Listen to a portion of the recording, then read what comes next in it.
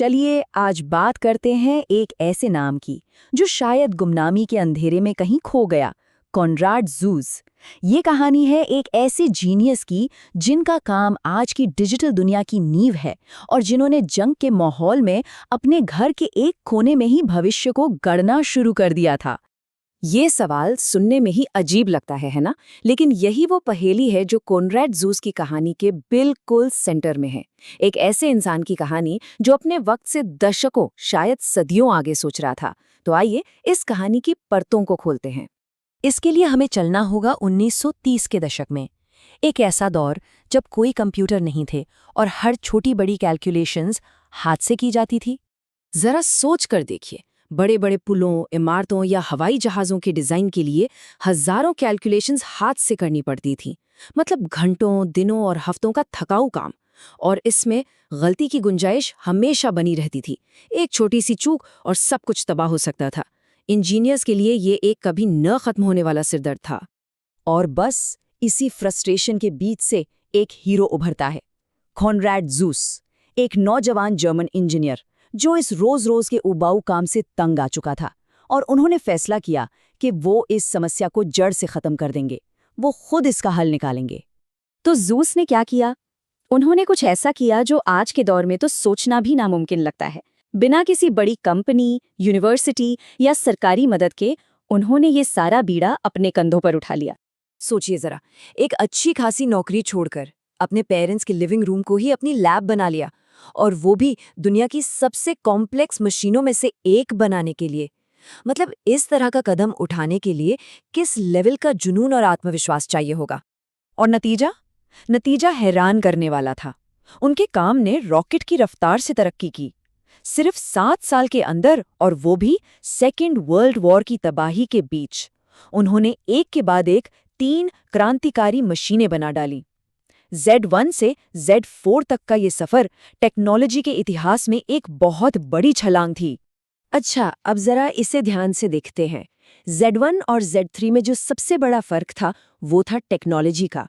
Z1 एक पूरी तरह से मैकेनिकल मशीन थी जो हजारों मेटल प्लेट से बनी थी।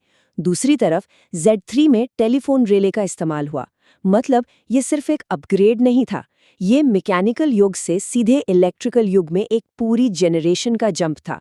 जीवन कितना विशाल और कॉम्प्लेक्स था, इसका अंदाजा इस एक नंबर से लगा सकते हैं, 1 टन। जी हाँ, लगभग 1000 किलो। इस मशीन में करीब 20,000 अलग-अलग मेटल के पुर्जे थे, जिन्हें ज़ूस और उनके दोस्तों ने अपने हाथों से बनाया और जोड़ा था। मजे की बात यह है कि ज़ूस खुद भी जानते थे कि Z1 कोई परफेक्ट मशीन नहीं थी। उनका ये मजाकिया कोट उनकी ईमानदारी को दिखाता है। Z1 एक बेहद ज़रूरी पहला कदम था, लेकिन ज़ूस को पता था कि यह मंजिल नहीं बल्कि एक लंबी यात्रा की बस शुरुआत थी। लेकिन ज़ूस का असली कमाल सिर्फ मशीनें बनाने में नहीं था। उनकी सबसे बड़ी और सबसे हैरान करने वाली उपलब्धि कुछ और ही थी। एक ऐसा आइडिया जो अपने समय से मीलों आगे था। और वो आइडिया था प्लैंकलक्यूल। ये दुनिया की पहली हाई लेवल प्रोग्रामिंग लैंग्वेज थी। ज़ूस ने इसे 1945 में युद्ध के दौरान अकेले में डिजाइन किया था। ये लोहे और तारों की दुनिया से निकलकर शुद्ध लॉजिक और आइडियाज की दुनिया में एक छलांग थी। ये सॉफ्टवेयर की दुनिया थी। तो सवाल ये उठता है कि प्लैंकलक्यूल इतने लंबे समय तक सिर्फ एक थियोरी क्यों बना रहा? वजह थी इसका अनोखा 2 डायमेंशनल मतलब 2D डिजाइन।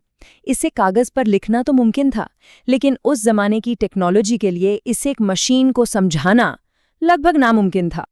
असल में बात सीधी सी थी। ज़ूस के विचार 1940 के दशक की टेक्नोलॉजी से बहुत बहुत ज्यादा आगे थे। दुनिया को उनकी सोच तक पहुंचने में कई दशक लग गए। जरा इन फीचर्स पे नजर डालिए। While loops, typed variables, functions, ये सारी चीजें आज किसी भी प्रोग्रामिंग भाषा की बेसिक बातें हैं। लेकिन ज़्यूस ने इन सब की कल्पना 1945 में ही कर ली थी, जब ज्यादातर लोग कंप्यूटर को एक बड़े से कैलकुलेटर से ज्यादा कुछ समझते ही नहीं थे।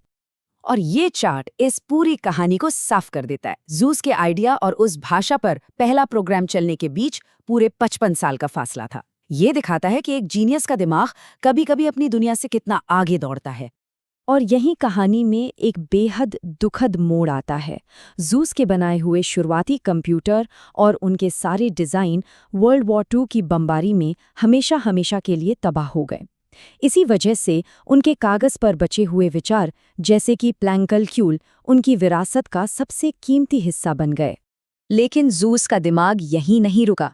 अपनी जिंदगी के बाद के सालों में उन्होंने अपनी ही बनाई टेक्नोलॉजी से प्रेरणा लेकर एक ऐसा सवाल पूछा जो सीधा ब्रह्मांड के सबसे गहरे रहस्यों से जुड़ा था। उन्होंने एक हैरान कर देने वाला आइडिया सामने रखा।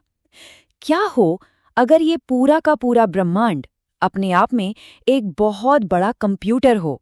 इसे उन्होंने नाम दिया रेखनन डेर राउम, यानी कंप्यूटिंग कॉस्मोस। इस एक आइडिया ने फिजिक्स की एक पूरी की पूरी नई ब्रांच को जन्म दिया, जिसे आज हम डिजिटल फिजिक्स कहते हैं। इसका मूल विचार ये है कि हमारी असलियत पिक्सल की तरह छोटे छोटे हिस्सों से बनी है, और फिजिक्स के सारे नियम असल में एक विशाल कॉस्मिक कंप्यूटर पर चल रहे प्रोग्राम का नतीजा है। ये एक बहुत ही गहरा और पावरफुल विचार है।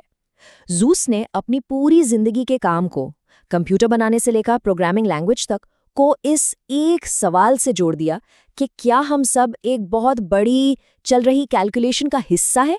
तो कॉनरैड जूस की विरासत क्या है? इसे हम 3 मजबूत पिलर्स पर देख सकते हैं। उन्होंने हार्डवेयर बनाया, सॉफ्टवेयर की कल्पना की और फिर उसी आइडिया को पूरे ब्रह्मांड पर लागू कर दिया। उनका असर आज हमारी दुनिया में हर जगह मौजूद है। हमारे हाथ में मौजूद स्मार्टफोन से लेकर ब्रह्मांड को समझने की हमारी कोशिशों तक हर जगह कॉनरैड जूस के काम की छाप है, भले ही हम उनका नाम अक्सर भूल जाते हों। और हम आपको इसी एक सवाल के साथ छोड़ जाते हैं। जूस का काम हमें सिर्फ टेक्नोलॉजी के बारे में ही नहीं, बल्कि हमारे अस्तित्व के सबसे बड़े सवालों के बारे में भी सोचने पर मजबूर करता है कि अगर ये ब्रह्मांड सच में एक कंप्यूटर है, तो फिर वो कौन सा प्रोग्राम है जो ये चला रहा है।